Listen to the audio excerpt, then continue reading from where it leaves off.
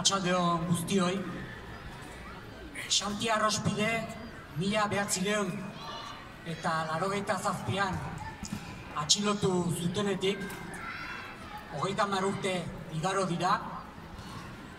Gaur egun euskal preso politikoen kolektiboa osatzen dutenen artean espetxean denbora gehien damakien presoa izanik.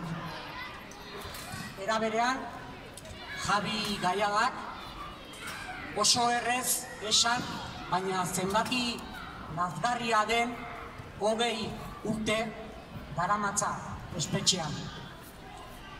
Eta badira desiratzen daudenak datozen urteetan urte kopuru horietara geroz eta preso gehiago igaro daitezen. Eta gerta daiteke ez badugu behintzat guztion alegina biderkatzen eta guztion kaleratzea lortzen. Hor gure ardura eta hor gure erantzukizuna. Xantik gure herriaren aurkako errepresioa frankismo betean ezagutu zuen. 1978an atxilotu eta urtebetez espetxeratua izan zen. 1976an berriro ere atxilotu eta espetxeratua. Duela 40 urte. Justu Euskal Herria erreforma edo haustura demokratikoaren arteko atakan zegoenean. Orduan irtentzen berriro ere espetxetik, amnistiaren dekretuarekin. Gerora, frankismo ondorengo erreformaren eta askatasun nazionalarekiko iruzurra gauzatuta, berriro ere bere konpromezu militanteari eutsiz, errefuxiatu behar izan zuen. Atxilotu eta berriro ere espetxeratu zuten arte.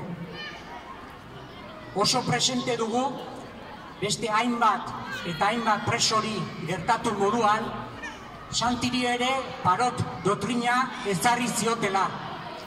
Helburu oso argi batekin, bere espetxealdia mugagabe luzatzearena.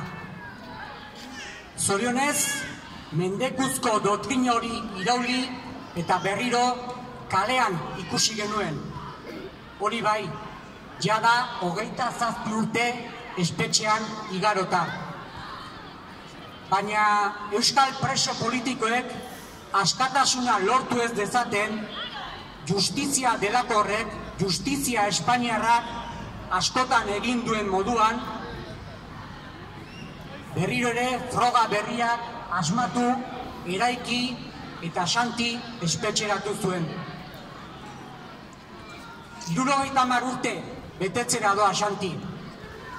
Eta gaztetatik ekin zion frankismoko garai gordinenetan Euskal Herriaren askatasunaren aldeko borrokari. Espetxean eta iesean eman dituen urteak batzen baditugu, berehala ohartuko gara, bere bizitzaren erdia baino gehiago espetxearen eta klandestinitatearen itzalpean igaro dituela. Ibilbide luze horretan, tortura, sakabanak eta isolamendua eta oroa estatuaren krudelkeri gordin eta ankerrena jasoaz. Azken hilabete hauetan, Ibon Iparragirreren kasuarekin ikusten ari gara, noraino iritsi daiteken estatuaren krudelkeria. Eta badakit, Lasarte arrontzat ez dudala ezer berririk esaten. Hor gogoan dugulako Ibon Fernandez Iradi ere igarotzen ari dena. Xanti, Javi, Ibon, Aitzol, Peio eta beste hainbat eta hainbat euskal preso dira arrazoi politikoengatik espetxean daudenen duintasunaren irudia, baina era berean estatuaren ankerkeriaren adierazle. Ezin ditugu gehiago onartu gorroto eta mendeku ase ezinean oinarritutako espetxe politika honen oinarriak. Ezin ditugu gehiago onartu gizabidearen aurkako lege jokabideak direlako. Euskal Herrian asko sufritu dugu. Lasartearrok ere asko sufritu dezute. Ezin ahaztu 2003ko istripu hartan dispertsio politika hiltzaileak eragindako istripu hartan Argik eta Iñakik bizia galdu zutela. Dagoeneko 16 senide eta lagunek bizia galdu dutela dispertsio politika hiltzaile horren eraginez. Noiz arte, bada garaia euskal preso politikoen aurkako espetxe politika amaitu dadin. Bada garaia euskal preso ieslari eta deportatu politiko guztiak etxeratu daitezen. Kalean behar ditugulako, gure artean behar ditugulako, gureak direlako, herriarenak direlako, eta batez ere maite ditugulako.